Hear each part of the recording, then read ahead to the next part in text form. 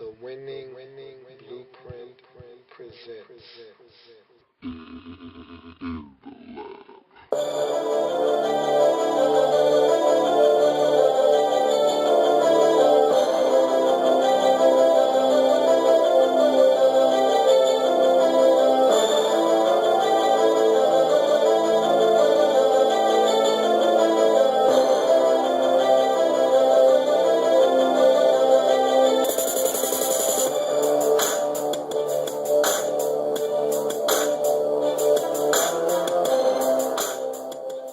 In the Lab Room. As we jump ship back to the AFC, it's more playoff implication football.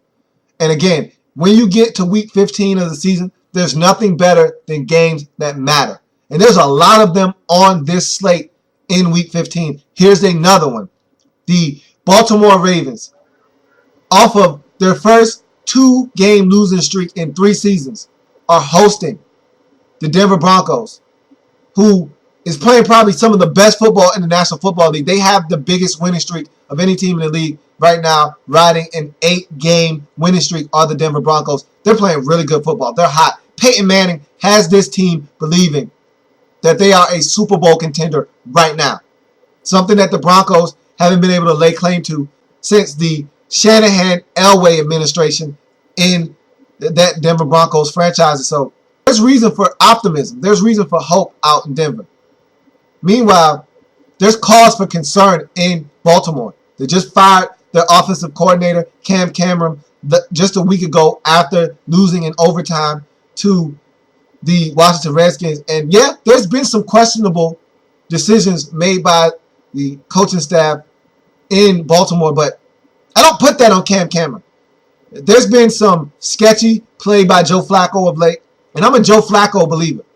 I'm a guy that will sing the praises of Joe Flacco. I think that he's one of the most clutch quarterbacks we have in the National Football League, but he hasn't been playing clutch of late. There's been situations late in ball games, Ravens have had a chance to really cement wins, and he's held on to the ball far too long.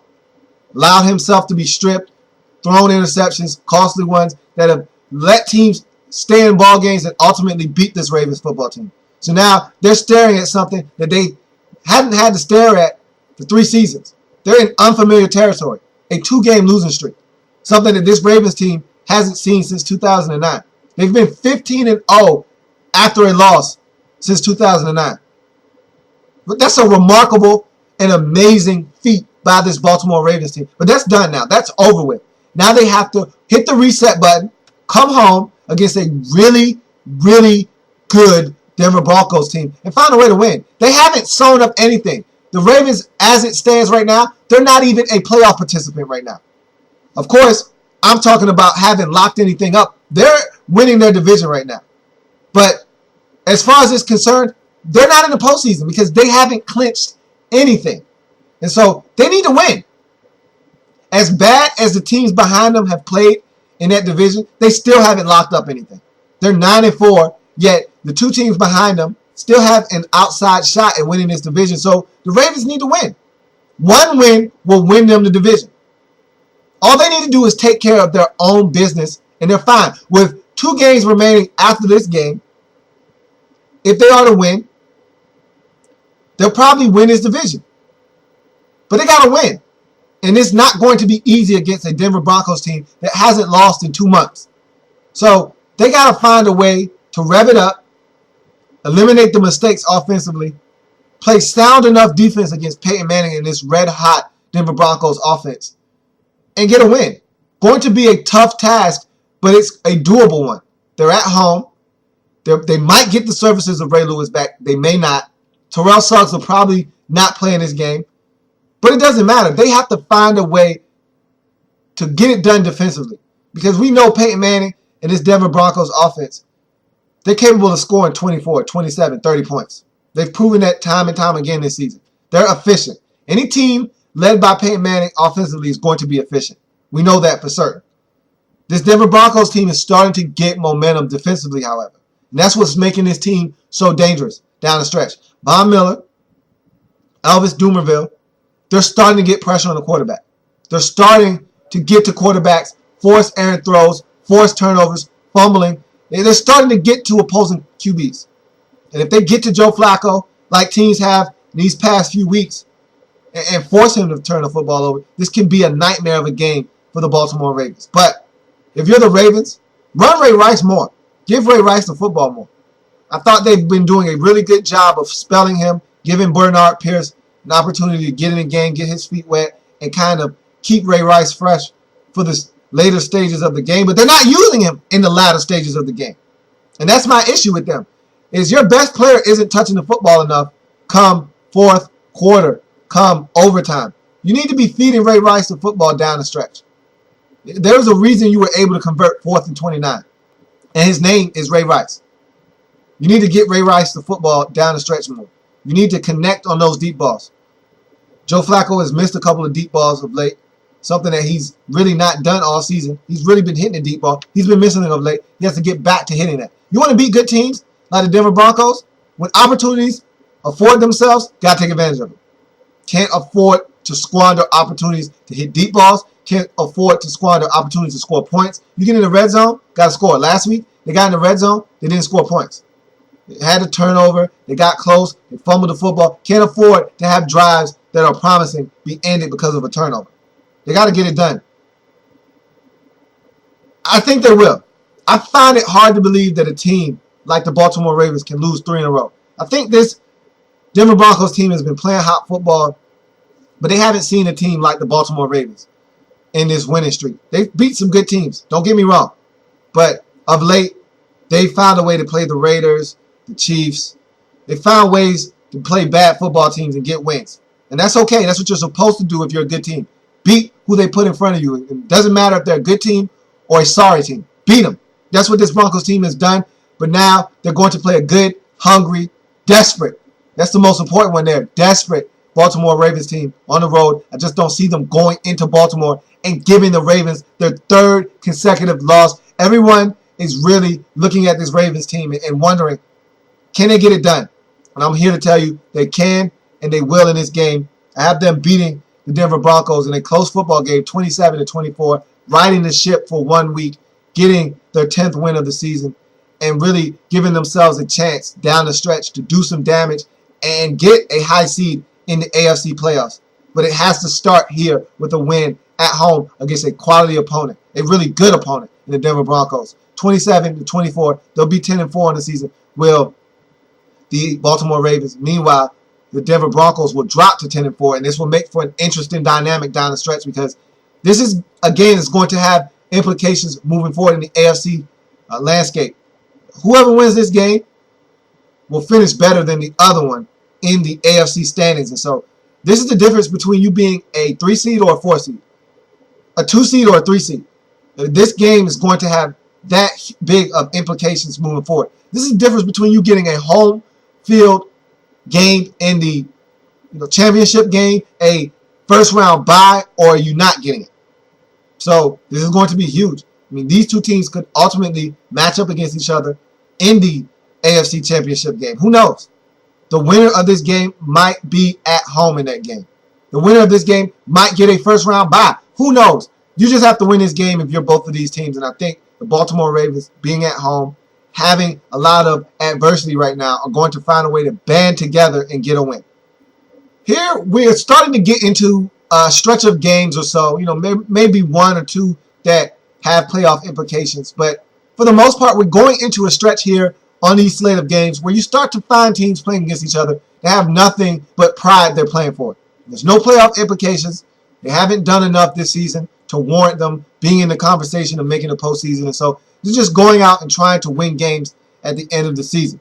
This first one is the Carolina Panthers matched up against the San Diego Chargers. 2 disappointing teams from this 2012 season. Panthers came into the season talking about aspirations of winning a Super Bowl, not just going to one, winning one. And everyone around the league said, hey, how about you just make it to the postseason first? Before you start spouting off about winning a Super Bowl, how about you just make it to the postseason? How about you win just 8 games first?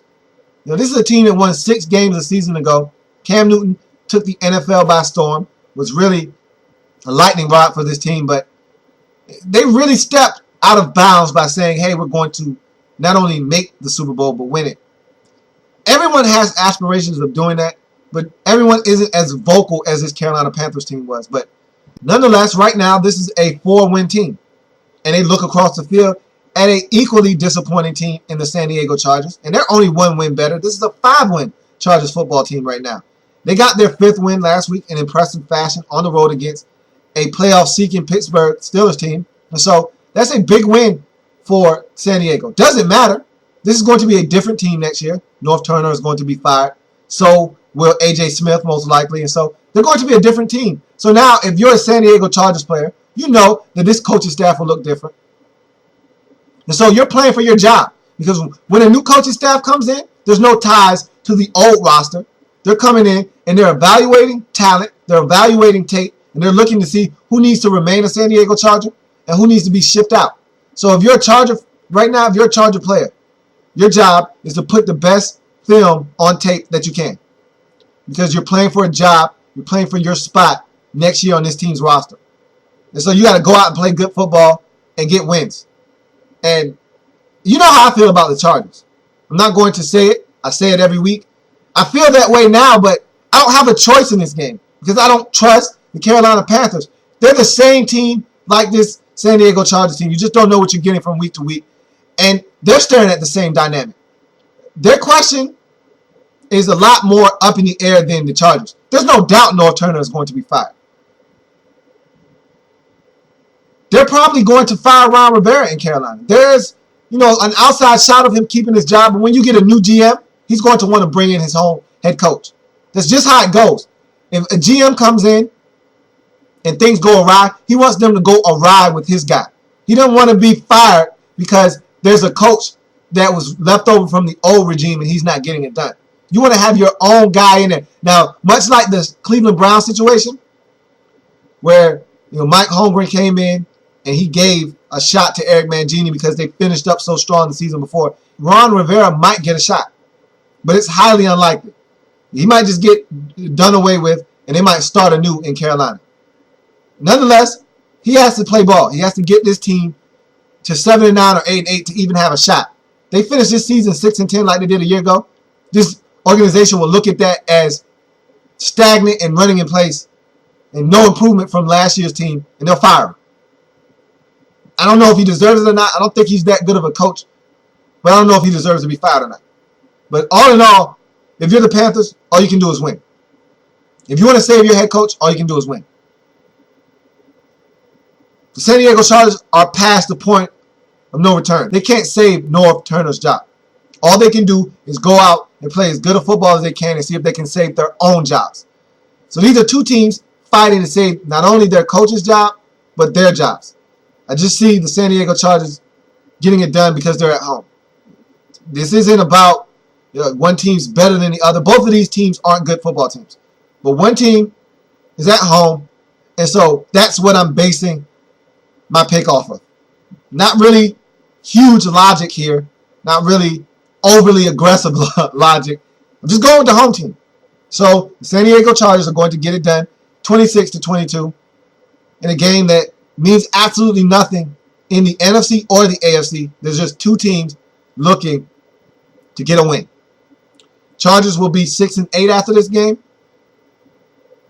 Carolina will be 4-10 after this game, and which will assure them of not being able to finish better than 6-10, which was their mark a season ago. You look at the next game on the slate. The Seattle Seahawks are traveling to take on the Buffalo Bills. Again, not sure if this game is in Toronto or if it's in Buffalo. I think this one is in Toronto. Either way, it doesn't matter. The Seattle Seahawks need to win. This game has playoff implications, but only because the Seattle Seahawks are playing this game. The Buffalo Bills have nothing to do with the postseason this year. It's been an up-and-down team all season long. And you have to wonder, is Chan Gailey going to be fired in Buffalo?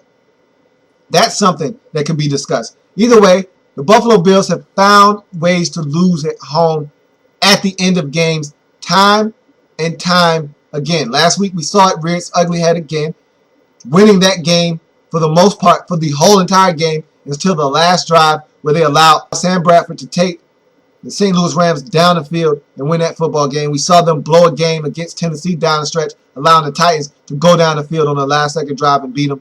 This is a team in Buffalo that can't hold leads down the stretch. And they're playing against a good Seattle Seahawks football team. One that has struggled on the road this season, but has played good football of late, winning a big game on the road against the Chicago Bears 2 weeks ago. And so they have confidence that they can get it done on the road. They're the better team in this game. I expect Seattle to come out and get it done. Will they have a letdown after the emotional spanking that they gave the Arizona Cardinals a week ago? Hard to say. This is a young football team, but they have a good infusion of veterans, and I don't think they'll allow themselves to come out and be flat against a bad Buffalo Bills team. But you just never know. You never know what Buffalo Bills team will show up. They're the epitome of inconsistent in the National Football League, and so you don't know if Buffalo feels like scoring 27 points and being ultra efficient on the offensive end. Whatever the case may be, they'll have to do it without the services of Fred Jackson, who's gone for the rest of the season, which probably is not the worst thing in the world because last week, C.J. Spiller did not get the football enough. If Chan Gailey is going to get fired, he needs to be fired because C.J. Spiller isn't touching the ball enough. Your most dynamic, and I could argue your best player isn't getting but 9 touches in a game, maybe you need to be fired because that's inexcusable in a game that you end up losing by a mere 3 points. C.J. Spiller needs to be touching the ball as many times as you can get it to him. He can't touch the football enough in Buffalo. And for him to only get the ball 9 times, inexcusable.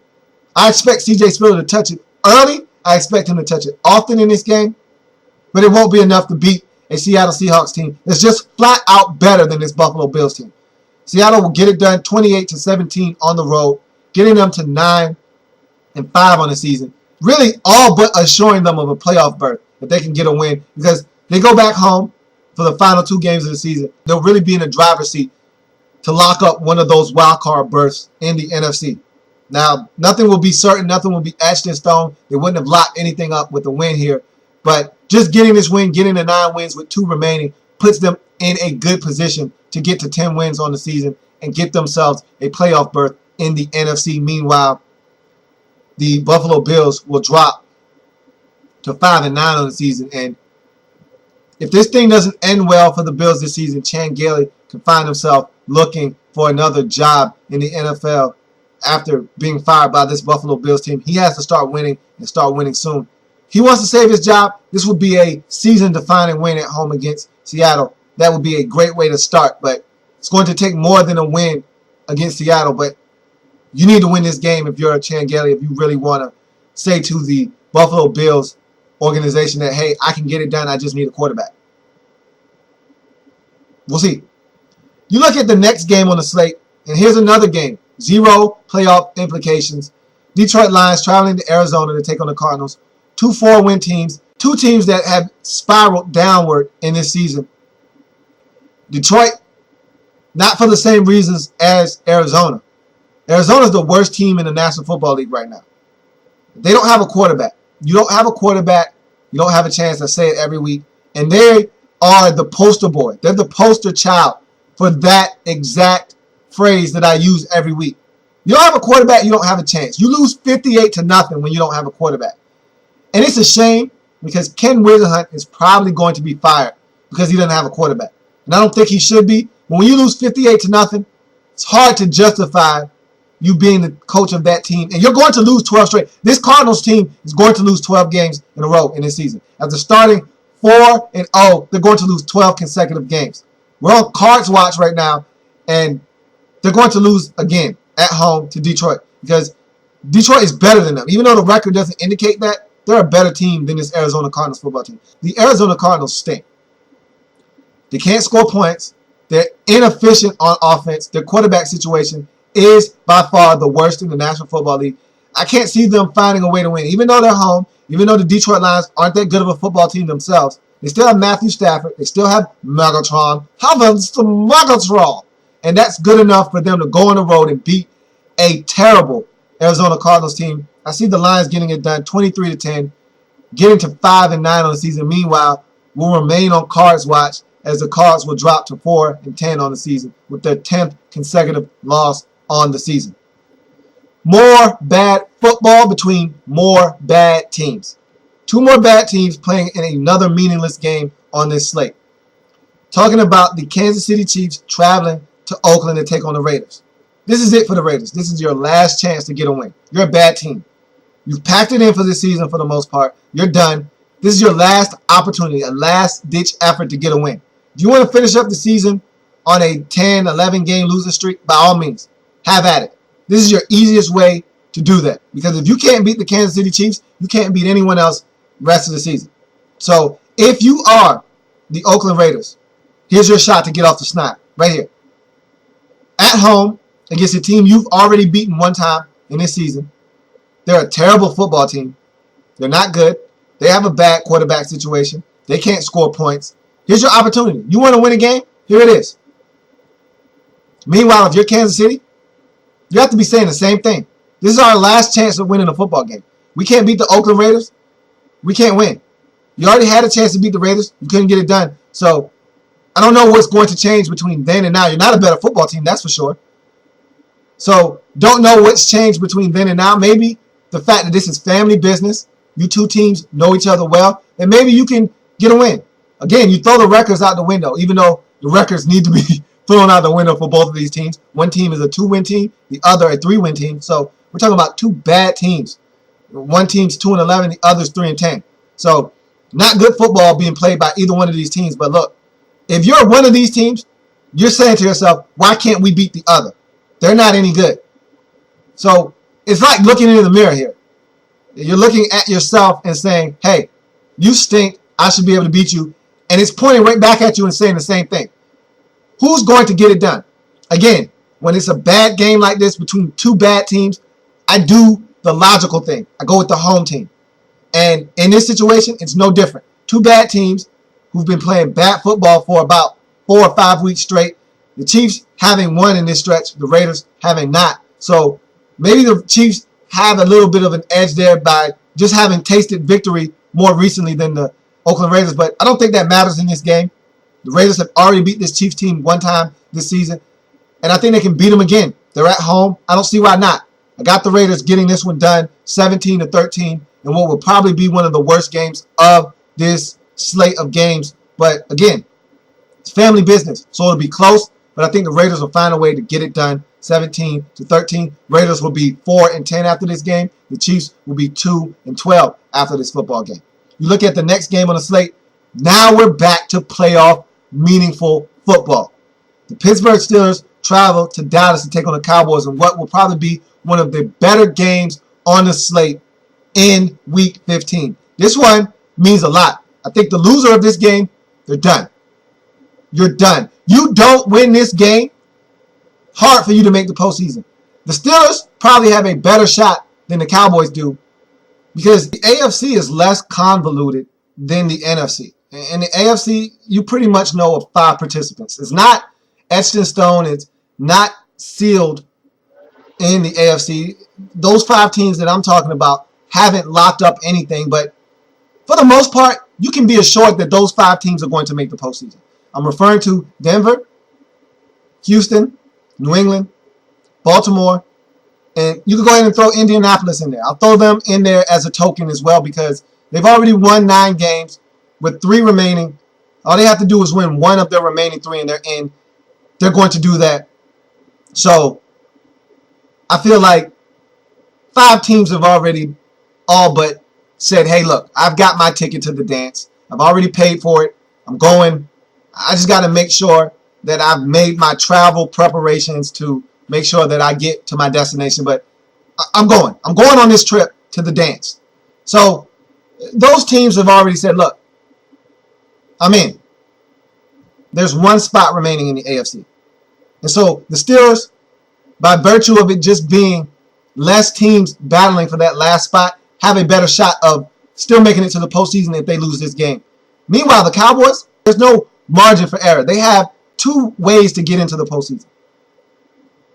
They can win a division still. They need to win out to do that. Or they can get in as a wild card. Now, they need to win out either way. They don't have a margin of error in either instance. You want to win a division, you need to win out. You want to get into the playoffs as a wild card, you need to win out. So they can't afford to lose this game. And the thing that scares you for this Cowboys team is that they haven't been a really good team at home this season. You could argue that in their last 3 games at home, they could have lost all 3. They went 2-3 in that stretch, but they could have lost to the Cleveland Browns. They should have lost to the Cleveland Browns.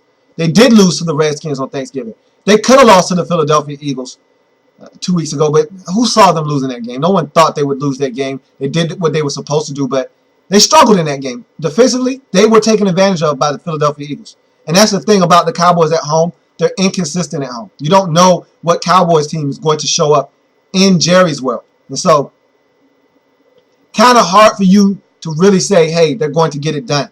But it's so convoluted and crazy in the NFC. They don't have margin of error. They don't have the ability to lose this game and say, hey, we'll be okay. We just need to win out.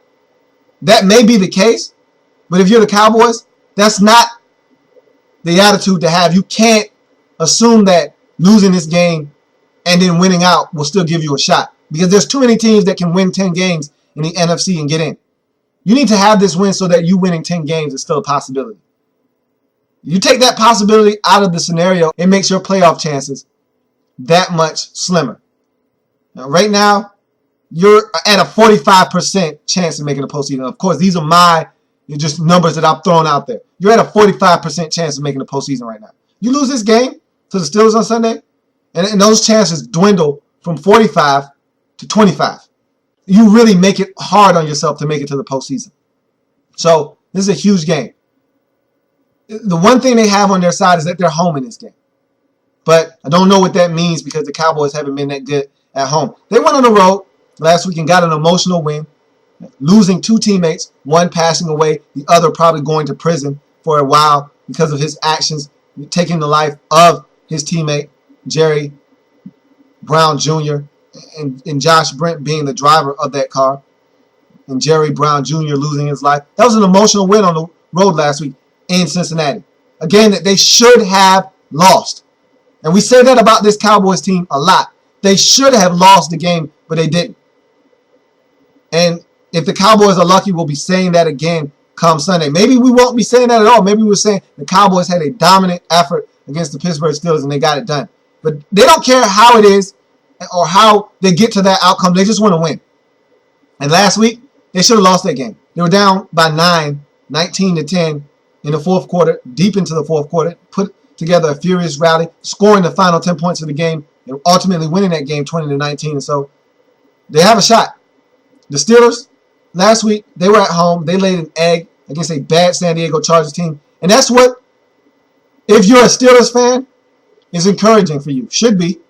That you play up to the level of your competition. You've had some bad losses this year. 4 of your losses this season have been to bad football teams. You lost to Cleveland. You've lost to Oakland. You've lost to Tennessee. You lost to San Diego last week. Those are all bad teams. And so you've lost to your fair share of bad teams this season, but also you've beat some really good teams. You've beat the Bengals. You've beat the Ravens. You've beat teams that you know come playoff time will be around. And so there are some things you can hang your hat on if you are a Pittsburgh Steelers fan. You beat some good teams in this league this season. So what you have to do if you're the Pittsburgh Steelers is you got to play good football. You got to play some of your best football of the season now. Now's the time for you to play some of your best football. Because if you don't, if you play anything resembling the way you played last week, you're going to lose and you're not going to make the postseason. The winner of this game improves their chances greatly of making the postseason. The loser of this game, for all intents and purposes, I think they're done. You can't be 7-7 after this football game and expect to have a really great shot at making the postseason.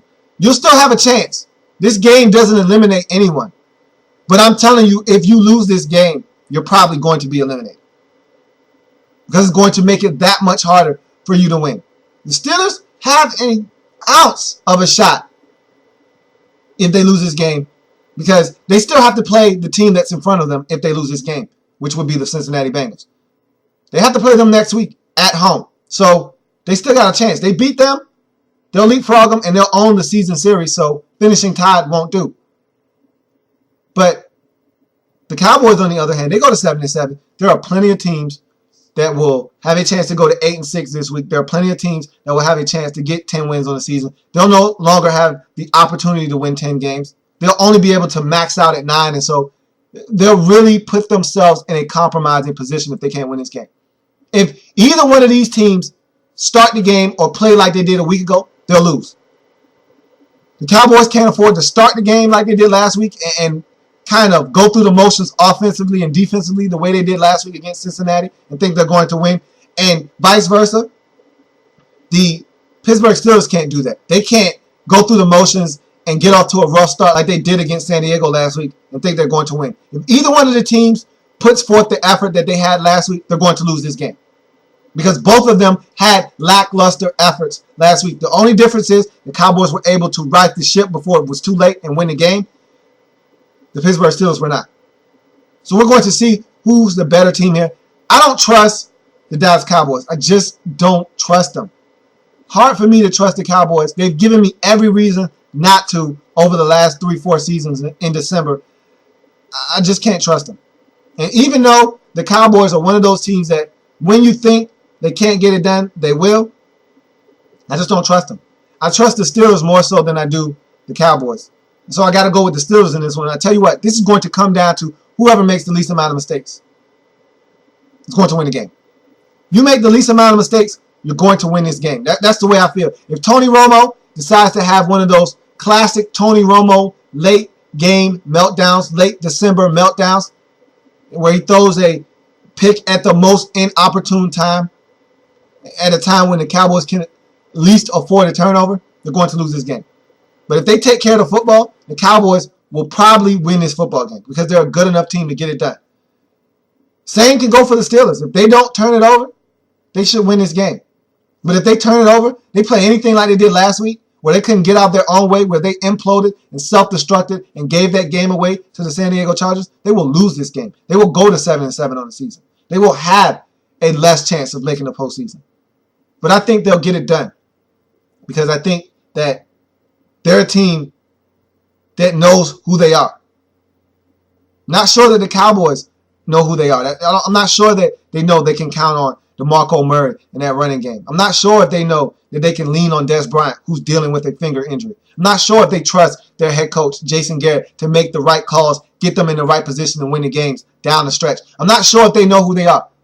Whereas the Steelers, they know who they are. They know who Mike Tomlin is. They know who Ben Roethlisberger is.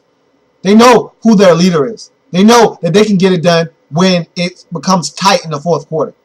Not sure if the Cowboys can say that. So I think the Steelers will get it done 23-20. This will be a great game. This is going to be probably one of the best matchups of Week 15. Can't wait to watch. But comes down to who's going to make the least amount of mistakes. That's what I really feel. The Cowboys make the least amount of mistakes, they are going to win this game. If the Steelers make the least amount of mistakes, they're going to win the game. Going to be fun. Think the Steelers will get it done 23-20. Move to 8-6 on the season. Meanwhile, the Cowboys will drop to 7-7. Whoever's 7-7 after it's all said and done, your chances of making the postseason will decrease greatly. It's going to be fun to watch, but I think the Steelers will get it done in the end. At last, we find ourselves at Sunday Night Football. And this is a beauty. This is the second consecutive week the New England Patriots have hosted one of the better games on the slate. Record-wise, doesn't get much better than this. But we're talking about 9-3-1 in San Francisco, traveling to New England to take on the 10-3 New England Patriots. This is great football. You can't ask for much better than that. Two teams that we know are going to be in the postseason. Two teams that we know are really good football teams. Two teams that could be representing their conference in the Super Bowl.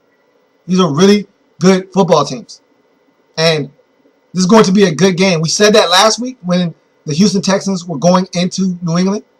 And we were disappointed greatly because the Patriots showed up, showed out, and really reaffirmed themselves as one of the better teams in the AFC.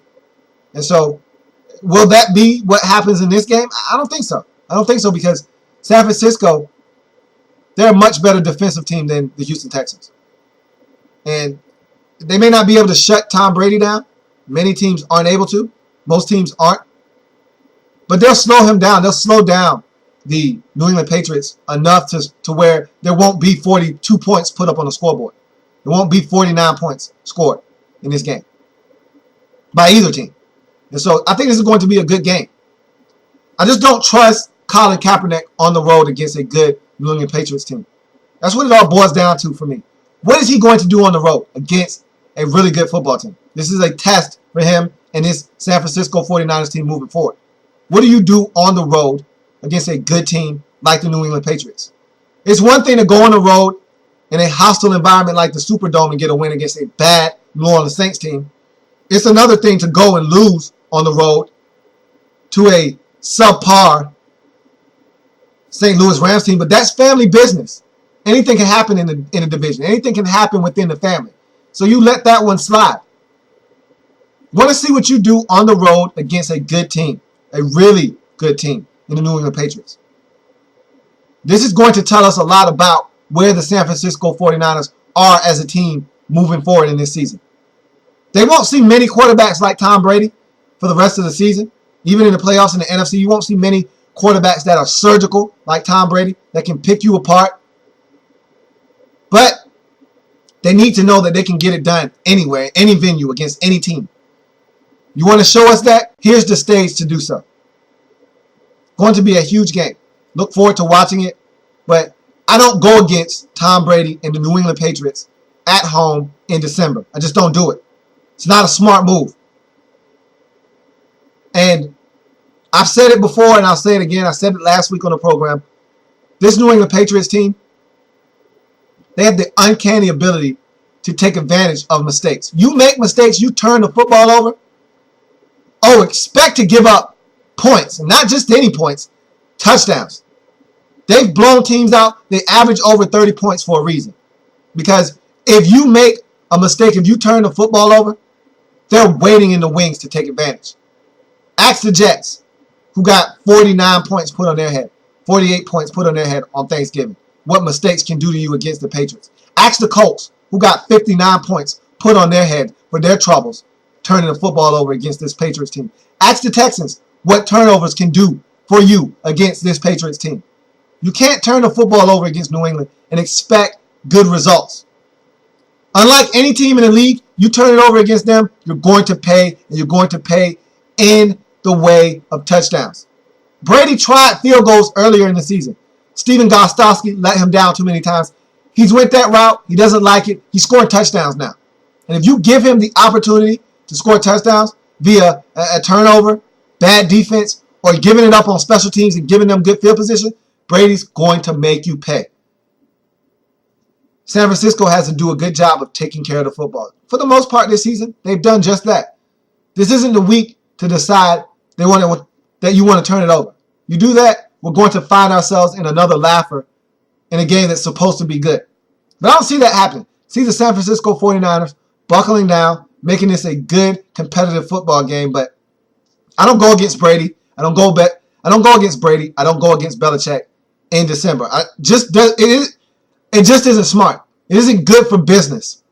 So I'm not going to go against them at home in Foxborough in December. I just can't do it.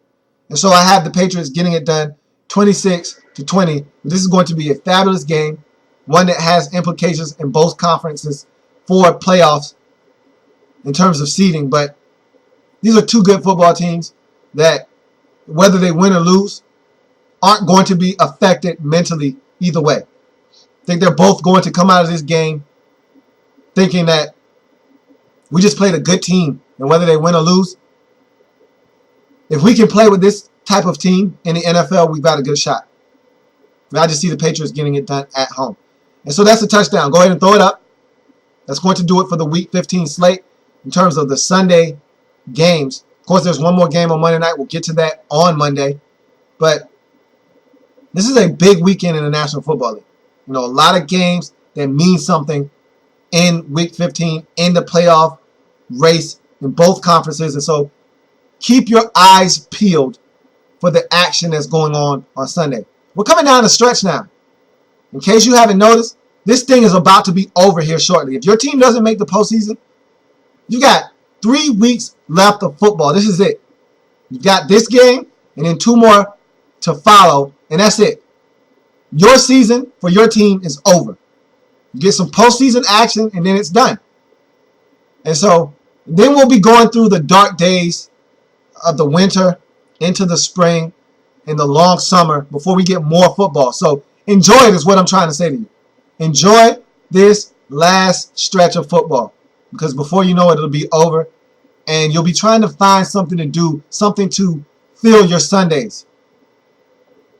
Those are tough times for everyone that's a football fan, but enjoy these games. Don't think about that. Think about this.